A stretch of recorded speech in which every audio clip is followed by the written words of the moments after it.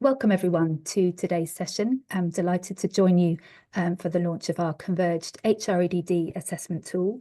My name is Louise Herring. I'm the Executive Director of AIM Progress, one of the organisations partnering in today's session. Really pleased to be here with our fellow presenters.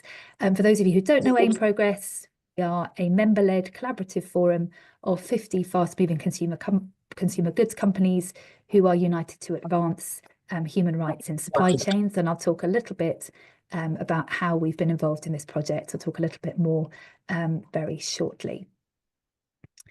So I would like to welcome you to this session. The session will be recorded today. So the slides will be shared after the session. The links to the tools will all be shared on the final slide. The recording for this session will be shared in whole or in part. Please do, during this session, share the Q&A. Share your questions via the Q&A. You should see the Q&A function in your top menu. Any questions you have as you go through, please do feel free to kind of ask questions, and we will come to those at the end, and we will have plenty of time for that. Just to cover off before we start today's session formally, the antitrust, I will allow people to read through that in their own time rather than reading it for you. But please do remember, don't cover anything that contravenes antitrust requirements during today's session. That would be great. In terms of our speakers today, we've got a fantastic set of speakers. So I'm delighted that we're joined by Maria Isabel Cubides, Senior Manager for Sustainability at the Consumer Goods Forum Human Rights Coalition. Also joined by Risha Mittal, Executive Vice President and Chief Innovation Officer at the Fair Labour Association, and Rebecca White, Principal Project Manager from Proforest. Those are the four organisations that have come together to partner on this tool. And also really pleased that we've got 3 companies representing the member organisations involved in today's session who are going to be sharing with you their perspectives on why they've got involved in the tool. So Alain Nguyen, who's the Global Responsible Sourcing Lead for Nestlé, Virginie Mahan, Senior Director for Global Social Sustainability and Stakeholder Engagement at Mondelez, and James Cruikshanks, Senior Manager, Supplier Value Maximisation at Smurfit Westrock. So thank you very much to Alain and Virginie and James for joining us today and giving us their perspective. Just before we hand over and talk a bit more about the actual tool and the history of the tool, I wanted to touch very briefly on why AIM Progress has supported this tool, and I will then ask Maria Isabel to come in and give her perspective from the Consumer Goods Forum side as well. The origins of AIM Progress are in what we like to call our 3 Cs. They are in convergence of member approaches to human rights, capability building of members and their joint suppliers, and collaboration. And really the development of this tool brings together all 3 of those principles. So convergence, capability building, and collaboration. We've really taken an opportunity to respond to changes in legislation, to respond to changing needs for more visibility around human rights and environmental due diligence, maturity within supply chains and within companies, and come together as a group of organisations and a group of members to develop this tool. We've been very lucky in the spirit of partnership that CGF, FLA and Proforest have brought to this work, as well as the level of member and supplier inputs that we've been able to garner. So thank you to everyone that's been involved in the development of the tool. And we're really excited to share this tool with a broad audience today, particularly because of the opportunities we think it brings for converged engagement with supply chain partners on HREDD, and for all of us to learn where gaps are in HREDD, whether that's by sector or by region, and to come together to fill those gaps.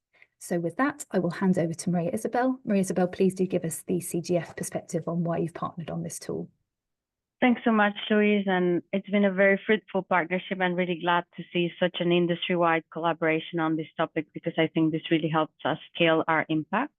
For those who don't know, the Consumer Goods Forum is an industry association gathering retailers and manufacturers at the global level. We represent 400 companies in 70 countries and 4.6 trillion euros combined sales. So really, this is a group that together with AIM Progress can make the potential of what the alignment and collaboration can mean. At the Human Rights Coalition, our 30 dynamic companies have come together to make human rights due diligence the industry norm, and this is not new. This has been going for quite a while. We've begun our journey with the ambition to address forced labor as a key human rights risk for the industry including with a focus on responsible recruitment. And this work has slowly broadening, and thanks in part to this partnership, to adopt a holistic approach to human rights and environmental due diligence. So we started in 2016 with the first ever social resolution on forced labor for the industry, where we started to develop a framework and a tool to accompany companies in its own operations and evolve over the journey of due diligence, and then adapted that so that we could offer our industry a space where peers and experts could develop practices in initiating and improving human rights due diligence. The tool of own operations, and Richa will tell us more about how we did this in partnership with the Fair Labor Association, was implemented in own operation. This has led to the development of a series of guidances and tools that our members have crafted together with us from the lessons learned in the ground. And then this was then also piloted and implemented with the palm oil industry in Malaysia, a project that's the People Positive Palm Project and is still ongoing.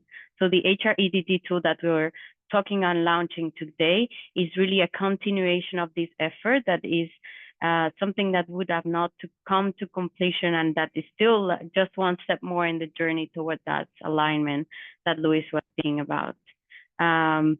The idea is that we all see this tool as a dynamic element that can be incorporated in company strategies, that can be implemented, and all the information and feedback that will come back from the actual putting this into action will come back, as well as lessons learned for the industry to keep advancing in that journey. So back to you, Luis, for our next speaker. Great. Thank you so much, Marie-Isabel. I'm going to hand over at this point to Risha Mittal from Fair Labor Association. Risha, please do talk us through the history of the tool from the Fair Labor perspective. Thanks, Luis and Maria-Isabel.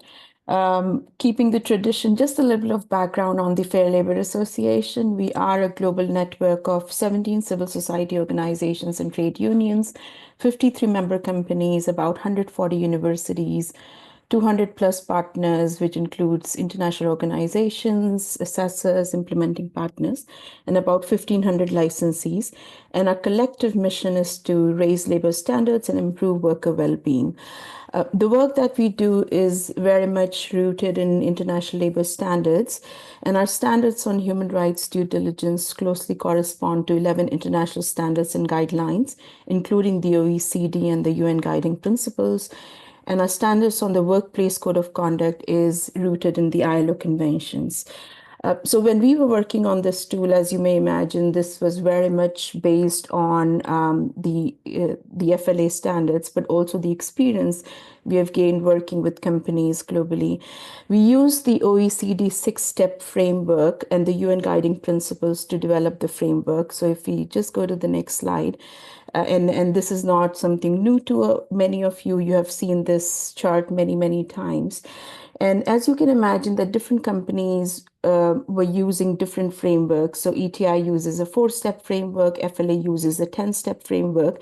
And so when we were trying to converge, we really thought about what's the main framework that multiple companies are using, and it's a globally agreed upon framework. So the OECD and the UNGP came around, and that's why you'll see the steps in the tool are very much aligned with the OECD 6-step framework. So just to give you a little bit of history of how we developed it, starting in 2021, we partnered with the Consumer Goods Forum under a 5-year MOU, Memorandum of Understanding. And as Maria-Isabel mentioned, that the Consumer Goods Forum Human Rights Coalition was a group of 30 companies who have really committed to improving, especially work on forced labor and responsible recruitment in their own operations. And the own operations includes things like logistics, warehousing, manufacturing sites, retail operations. And specifically, we found that the third-party workers in those own operations were at a higher risk.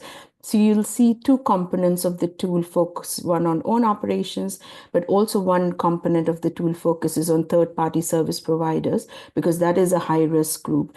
And at that time, during the development of the tool, 17 companies used the tool and provided us some feedback on how we can improve the tool itself. At the same time, of course, Nestle being a member company for past 10 years, we have been talking to them about different commodities. And one of the things, and Nestle was upgrading their supply performance system. So as part of the development of the tool, as we were working with CGF, we also worked with Nestle on supply chains.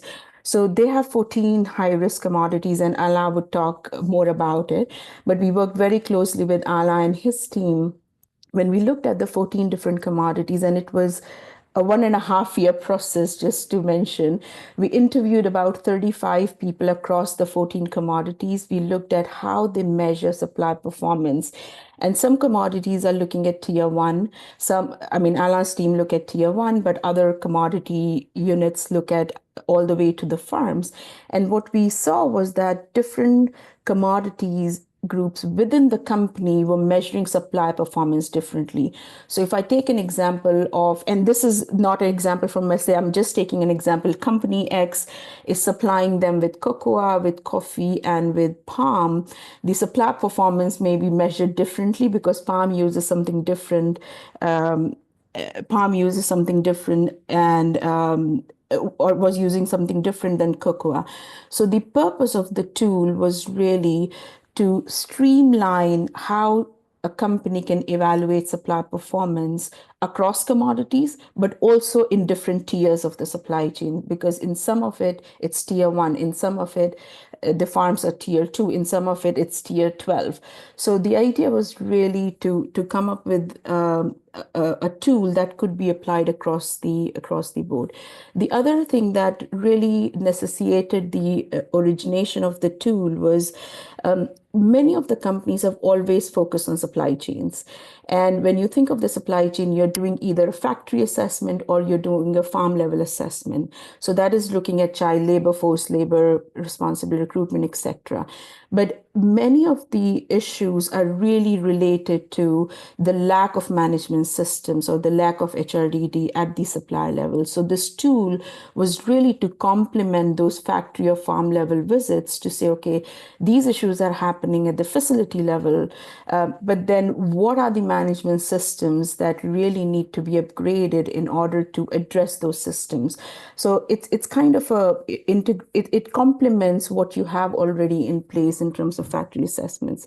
So last but not the least, when we were working with Nestle, we were very, very clear that we are going to make this tool open source and free for access to anyone. So there is no cost to actually using the tool itself. But as you can imagine, there's some other aspects that you may want to work further on, but the tool itself is free of cost. The second thing I think that came along was, what will be the incentive for suppliers to use this tool? And why would they be open to actually sharing the information? By using this tool, you own the data, meaning that as a company, if you are providing multiple commodities to a company or you're providing to multiple companies, you can fill this tool once for your own operations, and that way you can share this data with different clients of yours. So again, you can share this across your clients. And we also mentioned, when we were working with Nestle, one idea was also to look at it in the whole framework of responsible purchasing practices and responsible procurement practices. So it's not to be taken as an audit tool. It's really to see how companies and suppliers can work together in order to make tangible progress in the maturity journey. So it's not a project. It's not this start date, but there's no end date. So you will see your progress through the maturity framework. And finally, what Nestle did was actually to work with Proforest to test the tool with 3 of the suppliers, which Proforest will talk about a little bit more. So with that, I'll hand it over to Proforest to present the tool to you. Thanks, Risha. Hello, my name's Rebecca White. I'm from Proforest, and we led as technical partner on the latest phase of this project. Proforest is a mission-driven, not-for-profit organisation working on agricultural and forestry commodities to deliver positive impacts for people, nature, and climate. So if we look then at who was involved in this project.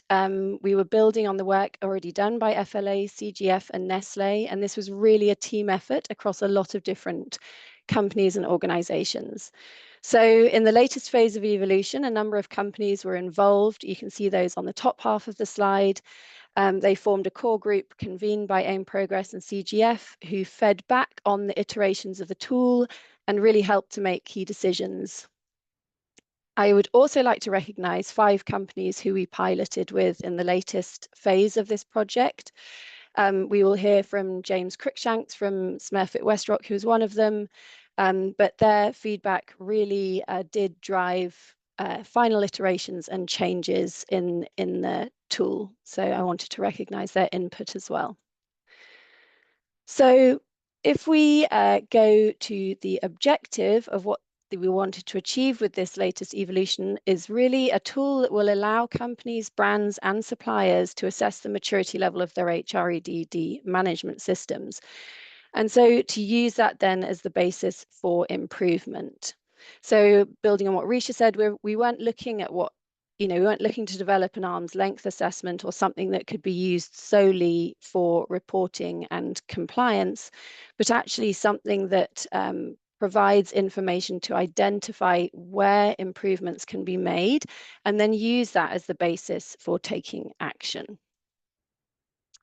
So then if we look at what we are launching today, it's an Excel-based tool, and with that, an associated guidance document. So the tool comprises a question set with drop-down menu answers. There are questions about each step of HREDD as set out by Risha.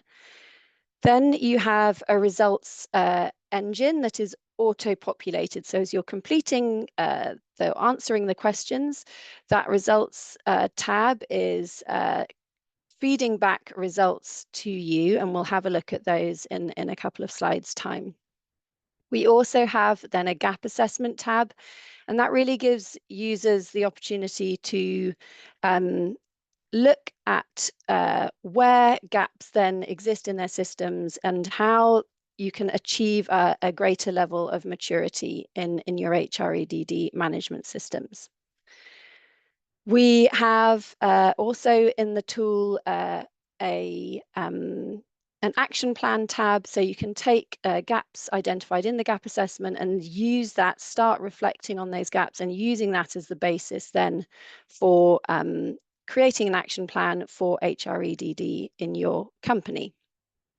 We also are launching a guidance document, and we really recommend that is read before and alongside using the tool. And as mentioned, they're both freely available from the partner organisation websites to be downloaded and looked at and used. So if we go to the next slide then, just some key elements then of the tool. We have a set of questions that are asked in the tool, and we've really focused those questions on the process-based elements of HREDD, i.e. the doing, and those that really reflect a commitment to HREDD in an organisation. So to keep the size of the assessment relatively small and manageable, we've really focused on those process-based elements. We then ask questions around HREDD as applied to different scopes. So own operations as applied to also your service providing organizations and in your supply chains. The maturity of those HREDD systems are then classified as one of 4 maturity levels. So we have starting, launched, intermediate and advanced. And then, as I said, from the results, a company can then set a maturity ambition. So there's a drop-down menu in the tool, and you can say, I want to be at this level of maturity. And you will have returned to you then the gaps that are existing in your system and that you can look to then start to fill. So if we move on to the next slide then, if we put that into a sort of process of completion, our tool, the tool that we're launching allows you to assess up to 3 specific supply chains. So as Risha was saying, what we found was that a company might be applying HREDD differently in their palm and cocoa supply chains compared to, say, a wheat supply chain, if you're a big commodity trader and you're trading in all of those different commodities. So what we've done here is to offer the chance to assess HREDD systems as applied to 3 specific supply chains. So the first step would be to choose those supply chains. You would then be answering between 33 and 38 questions per scope, so for own operations, service providers, and each of the supply chains. You can then review the results that are auto-generated in the tool. And as you can see in this diagram, we've got some snapshots of what those results look like. So you've got an overall maturity view that is broken down for each of the scopes you've answered for. And even within that, we break it down a bit further to give you a sense of your maturity on human rights due diligence, which might be a bit different to your maturity on environmental due diligence. And then if you look at graphic B, that breaks down into your maturity per step of HREDD to give you a sense of what's sitting underneath that overall maturity level. And finally, in graphic C, we also give you a sense per scope of, say, where you have actions implemented, where you might have quite a lot of things in progress, but perhaps not completely finished, and then also to help you quickly visualize where you've still got things to even start. So I hope that gives you a sense of the results that you get. You can then set a maturity level goal, and then you will have an automated return on where gaps exist in your HREDD systems, as well as some things to be checking about whether or not they're in place in your HREDD systems. And finally, you can use that as the basis for developing an action plan. You might well need to adjust it and adapt it to your business, but nevertheless, we hope that this really gives you a good sense of where next steps can be taken. So if we then go to recommendations on when to use this tool. So under what circumstances do we see this being used? Really in one of 2 main ways. You might want to use it for self-assessment in your company. So here it would be part of your HREDD process or approach, whether you're assessing systems for the first time or taking stock periodically, and the results can be used as the basis for discussions internally, the development of action plans, and then as a way, I think, to really try and leverage resources and discussion within your business. The other way that you can use it is with suppliers. Here we see that, well, the tool is really developed in the spirit of 2-way engagement on HREDD between buying and supplying organizations. So we'd see it really as being used in the context of an established relationship where results can be discussed, support provided, improvement actions agreed. We also see it being used as part of a risk-based approach to HREDD. So you're going to be using it with suppliers operating in higher risk geographies or those higher risk production sectors. So again, if palm and cocoa, for example, are where your most salient issues lie, then you might be using it with your palm and cocoa suppliers. We also recognize that there are other tools out there which are already in use. The aim is not necessarily to replace those, but to complement what you're using already. So if you don't have something in place already, this is available, or you can use it alongside, say, a facility-based view with other tools. Finally, as alluded to already, we really see this as the basis of open and constructive dialogue with suppliers. The tool gives a lot of detailed feedback, and we want this to be used as for buying companies to be working with supplying companies to understand where changes can be made, to discuss things like purchasing practices, etc. So it's really ultimately it's about a collaborative environment where companies and their suppliers can work together to implement meaningful HREDD systems. Handing back to you, Louise. Great. Thank you so much indeed, Bex, for sharing the details of that with us. I can see there are some questions coming in through the Q&A function. Please do put any more questions that you want into that. We will get to as many questions as we can at the end, but also try and do some answering of those questions live as we're going through. So you've heard about the history, you've heard about the origins, you've seen the practicalities of the tools. We're going to move on now to hear from 3 companies who've been involved one way or another in the development and the piloting of this tool. A big thank you to Alain and Virginie and James for joining us today. I'm going to hand first to Alain from Nestlé, who's going to talk about their role in developing the HREDD tool, how it fits within their strategy and how they're envisaging rolling it out. So Alain, thank you so much for joining us today. Over to you. Thanks, Louise. Can you hear me well? So I'm glad to be with you today. I'm going to first address the role of the tool within the Nestlé sustainability strategy. So as many companies in the call, we have been working on sustainability and risk assessment for a long time. But we've come across the situation that Richa was explaining, where different members of the team or different teams were using different mechanisms or tools.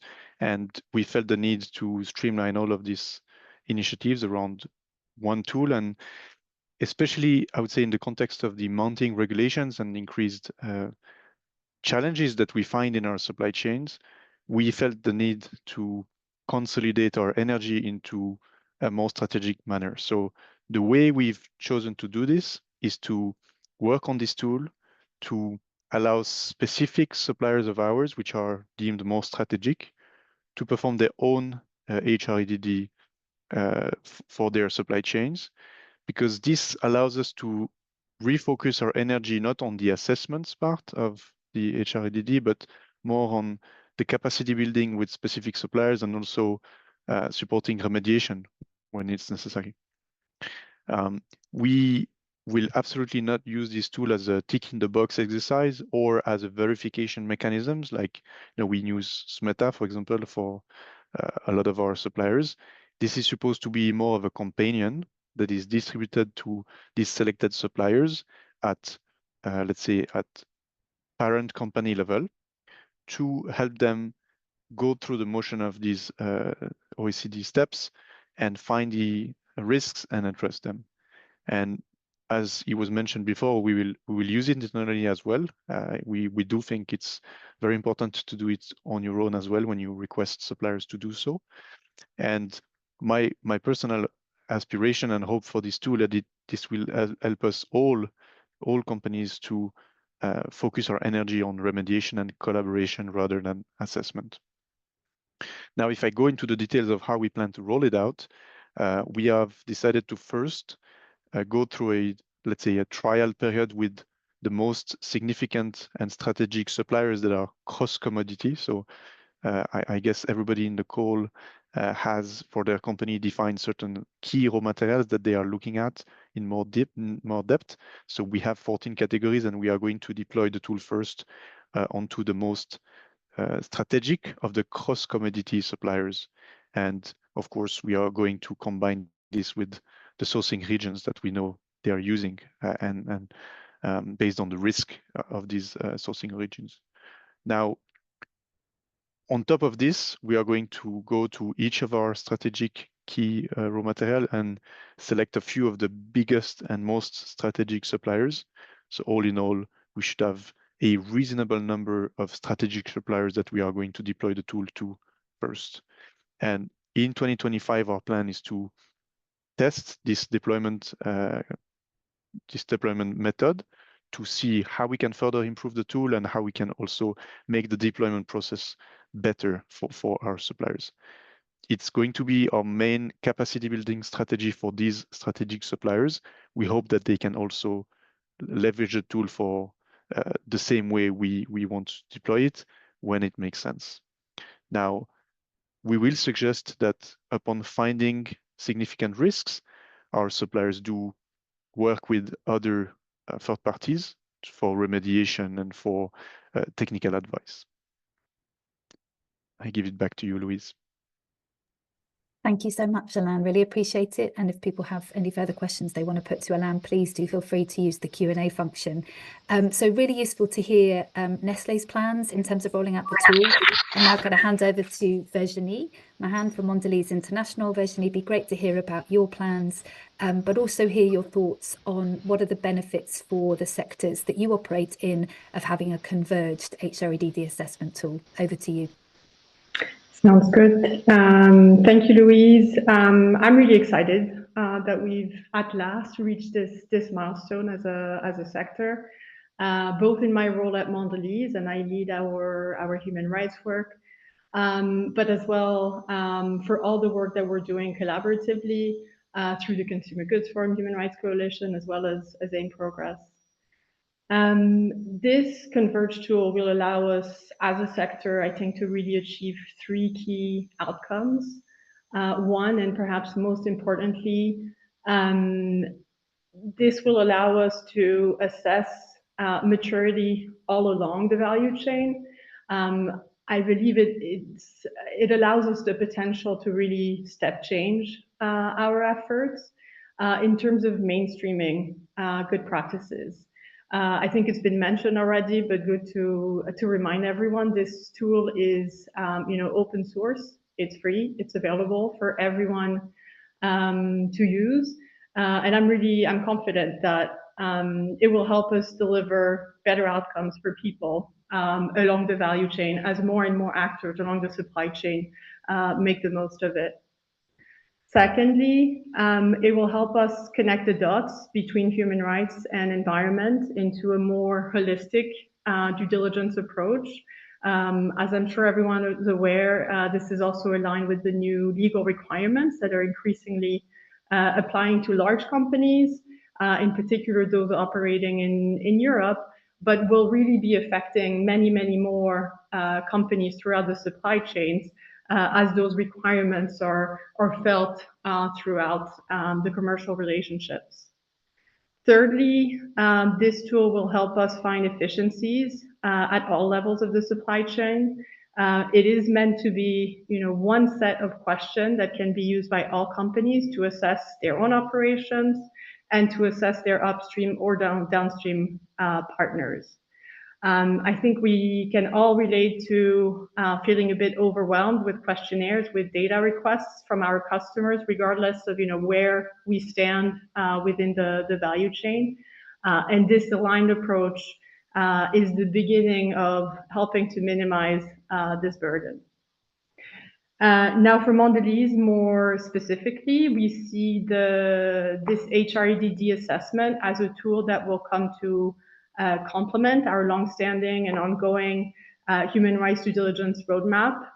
In particular, we're looking at how best to use it to assess the way our tier 1 suppliers are managing human rights and environmental risks within their upstream supply chain. So I think it's been mentioned by Richa, it's been mentioned by Alain. There are other well-developed approaches to look in particular at suppliers processing or manufacturing facilities.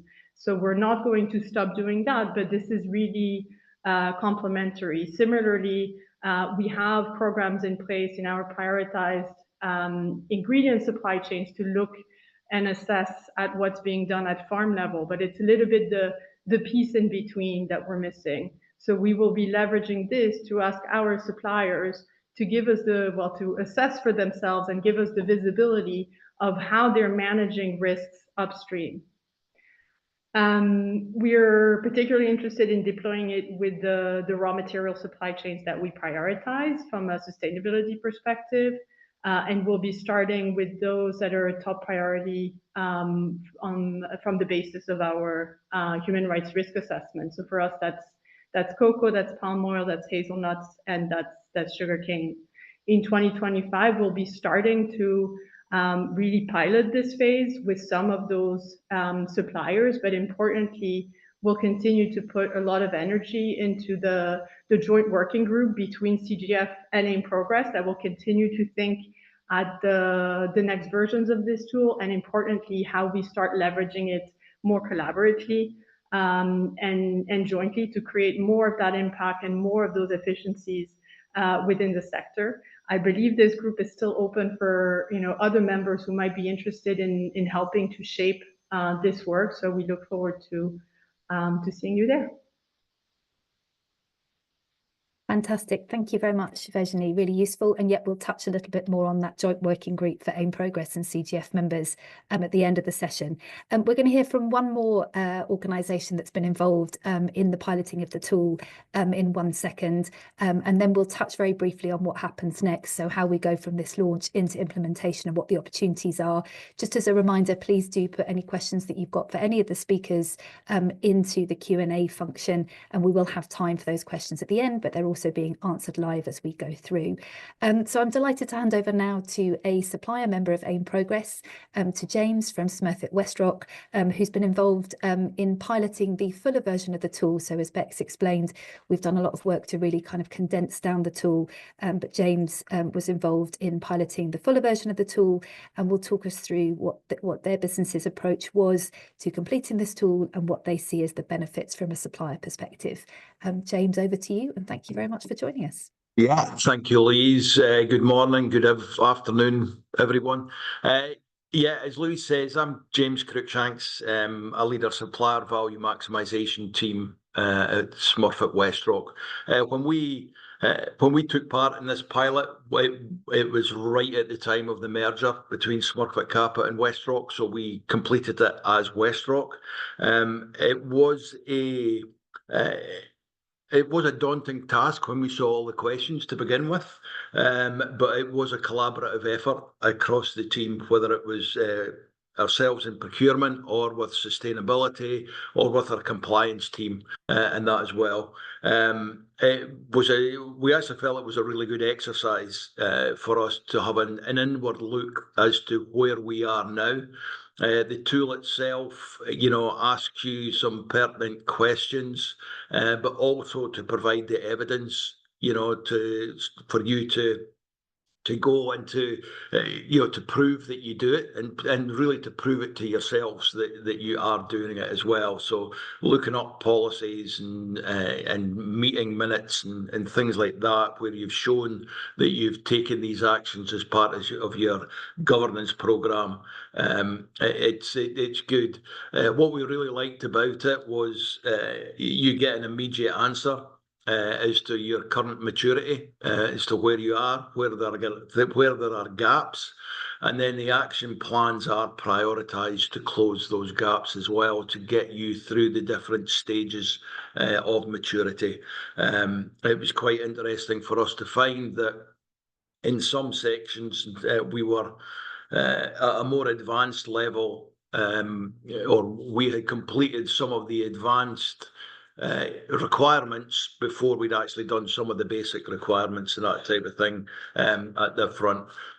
So yeah, it's a case of it's a really good tool. We found it really useful, and we would recommend people use it. We're looking for the mutual recognition and everything. Hopefully with customers that we can provide the information to show the maturity of our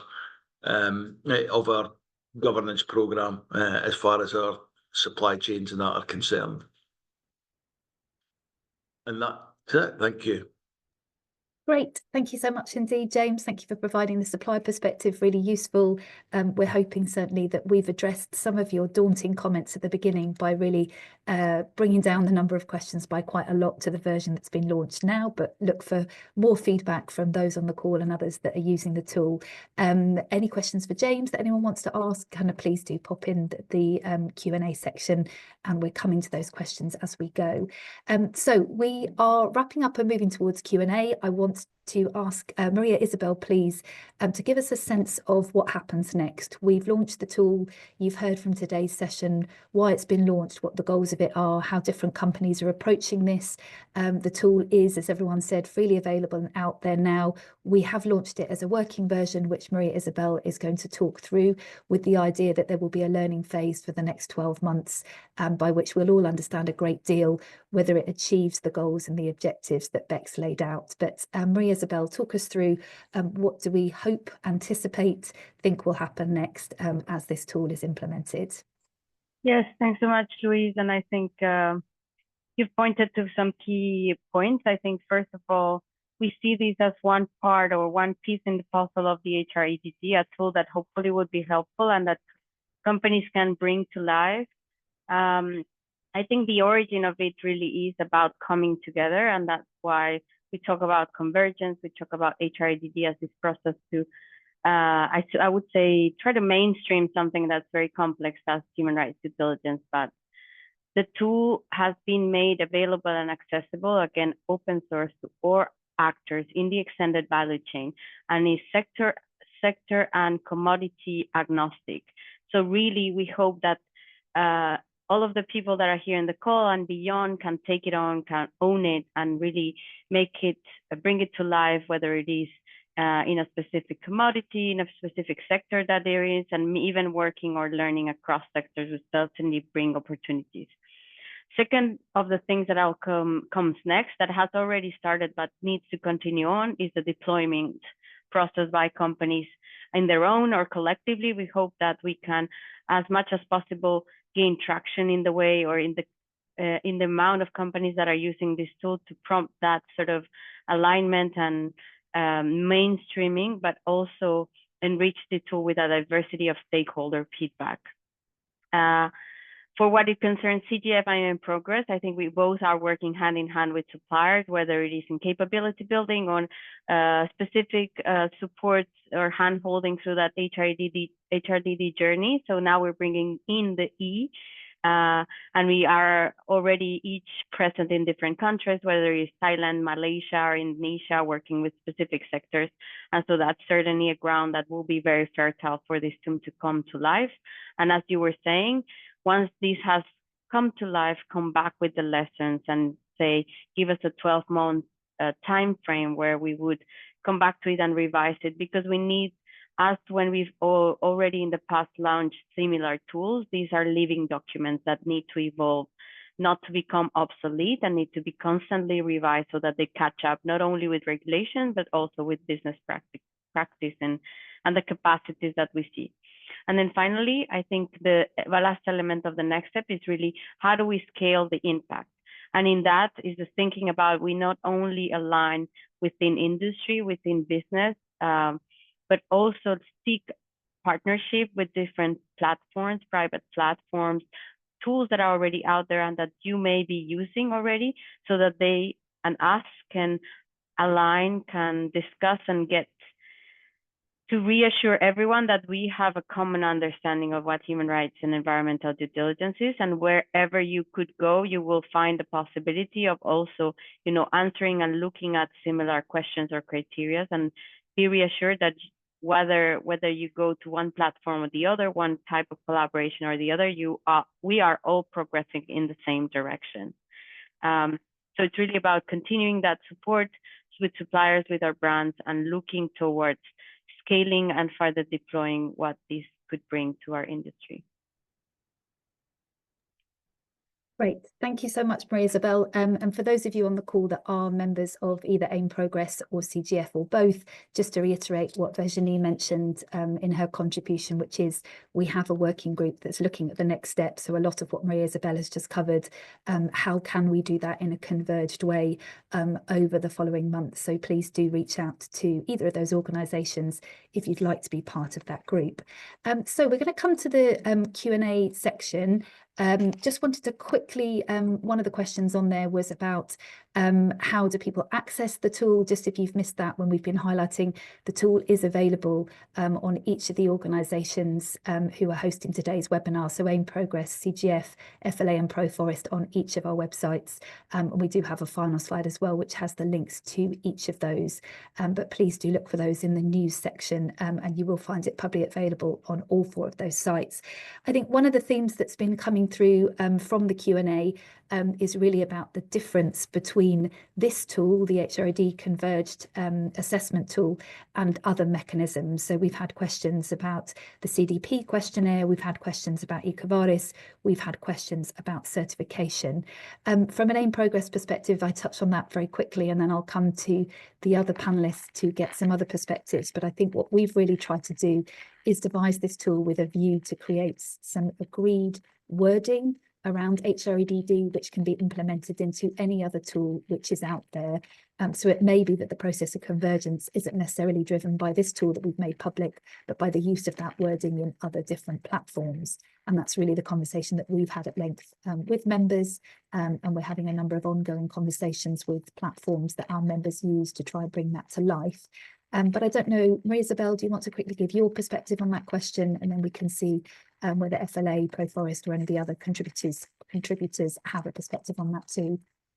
Sure. I think one of the main learnings we had with this similar approach, whether it's own operations or supply chain, is really that what these tools try to bring in is that opportunity to connect and to discuss with your supplier in a constructive way of how to bring them along in that journey. So it's not about evaluating only or assessing or establishing like a notes agreed where you would stamp or not stamp your supplier, but rather understanding that it's a complex process where all parties involved play a role, and rather thinking about and discussing what are the strategies to improve. And again, I think this is one piece in the puzzle of HREDD. It cannot leave alone. It needs to come along with other tools that you may already be using, whether it's audits, whether it's EcoVadis, whether it is internal capability building of your teams. They will not replace us. This would only give you a North Star where to start and how to make sure that you're doing it in alignment with your peers, basically. Right, thank you, Marie-Isabel.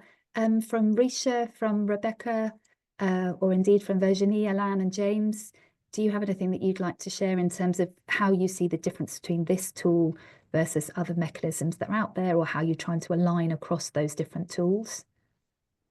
Yeah, Louise, I can jump in, and I'll not try to assess the different tools, but what I can say is we have worked in the apparel and footwear sector for 25 years now, and one of the consistent issues that we face is the proliferation of tools.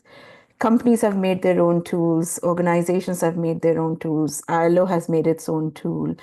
And for so many years, we are trying to align the tools. And I would say that most of the tools are almost 95% aligned, but that 5% always is the pain point. So the learning, when we arrive to this HREDD tool, that's the key learning, not to have different tools, because it would lead to reporting fatigue. And what I'm hearing right now, this is for suppliers, but even for companies, the amount of reporting they have to do, so from 30 pages, this has gone to 300 pages.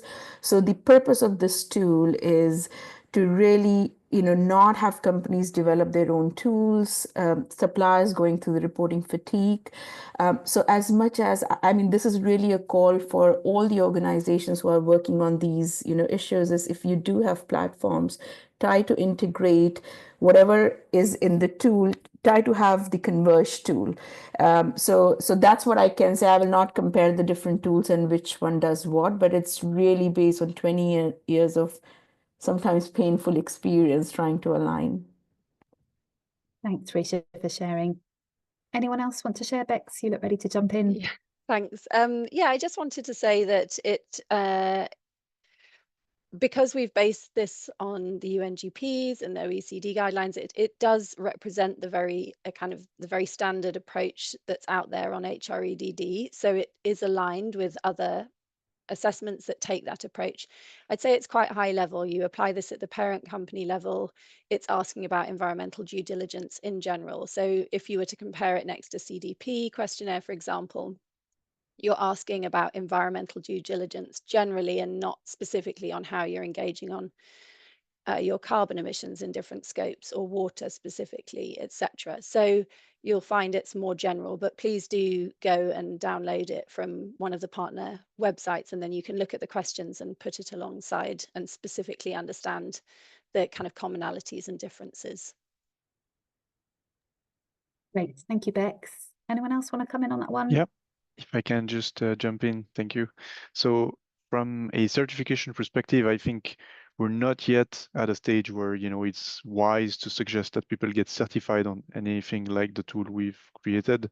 I think this is supposed to be a tool to help companies learn. And I think there will be a lot to be learned before anybody can say, you know, this is, I have done everything and I need to be certified. I think when we compare this tool to other things like CDP, which is, in my sense, are more reporting-wise, reporting-like. This is not a reporting-like tool. It's really a tool to teach and learn. So I think it's different. And what I like very much with the tool that we've created is that we've tried to be very practical. And I think it's the first time that I see a tool where you can say, in this particular supply chain, this is where I am, and this is what I need to do. And this can be different from another one. Sometimes in many reporting systems or schemes, you don't really get this sense when you look at the answers, because you don't know if the answer is applicable to one supply chain, to all supply chains. So it's more specific, and I think it's about learning, not about certifying for now. That being said, for Nestlé, we are going to look at assurance or verification by third parties at some point, but it's not going to be the first focus. The first focus is to start the journey with selected suppliers. Great, thank you, Anand. I'm going to try and cover a couple of other questions very quickly, just see if we've got perspectives on this. So really interesting question from Dr. Ahmed Ansari, if I'm understanding the question correctly, about the applicability of the tool for members who are part of the global supply chain, but asking about, you know, is there a strategy beyond that for creating management systems so that companies can basically become independent in the way they develop their approach to HREDD. I think from an AIM Progress perspective, we really hope that this tool will be part of that conversation. It's available to any organisation to download, wherever you are in the world, whoever it is that you're supporting. There are some challenges around language. I will admit that at the moment that the tool is only available in English, but that's hopefully something we can work on. But I think hopefully what we've tried to convey through the webinar today is that the ethos of this is about giving everyone in the supply chain ownership over their HRDD systems and helping them evaluate their gaps and address them. I will come to the second question, but if anyone else wants to jump in on that, please do. And I hope that's answered your question in part. The second question as well, if anyone wants to touch on this, is to share if there are plans to scale the usage or adoption of this tool for the palm oil industry. So I don't know if anyone wants to jump in on any of those. Anyone else from the panelists? I can jump in there. Please.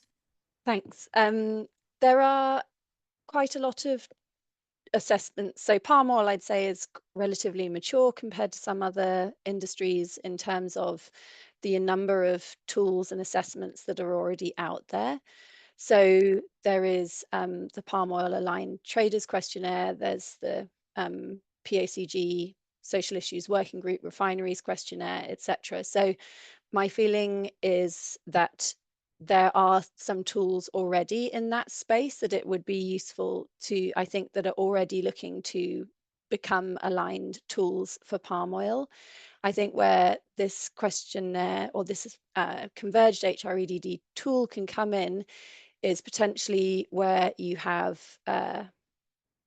tier one suppliers providing multiple different commodities and you want to assess across a number of different areas, or indeed outside of palm oil. So I think there are a lot of other commodities where that are less mature and don't have assessments already. And so I think the focus could be that using this in that context, and then the palm oil specific assessments can be grown in, used in the palm oil instance. Great. Thank you very much indeed, Bex, for that response. Maria Isabel, did you want to jump in on that last point? Yeah, no, I just wanted to say, I wrote it in the chat, but the People Positive Palm project is certainly a context in which the possibility to pilot and use this tool on HREDD with palm oil companies can be tested. And I think we've sort of tried an approach where, you know, refineries that have a specific tool would use and pilot that tool that's specific to their operations, but that we also open the door for those that already feel comfortable and relatively mature enough on other aspects to, jump into assessing DE to also do that, so that we can have a view on how the tool would work out in this context, and so draw the lessons from this project that sort of has a history of engagement and bring it back to the group as some of the learnings. Fantastic. Thank you, Maria-Isabel. I'm going to take a call as it's 2 minutes to the hour, and we want to give you all time for a comfort break before your next call. Just to share with you the contact details of all of the organisations that have been part of the webinar today. I think also I've seen people popping into the chat for everyone where you can download the tool. Just wanted to say thank you so much to everyone that has joined us today to listen to the perspectives of all the different stakeholders. We've shared our contact details because, as we said, this is the launch of a working version of a tool. Our plan is to gather ongoing feedback on how the tool is being used, what people think about it, how it's being used for capability building, the good and the things that need changing. And we hope to revisit this tool collectively in some way in November of next year. So please do stay in touch with us on that. Thank you very much indeed to all of our speakers for joining today. Really appreciate the time and the work that has come together to produce this tool. And we hope everyone has a good rest of day. Thank you very much indeed, everyone.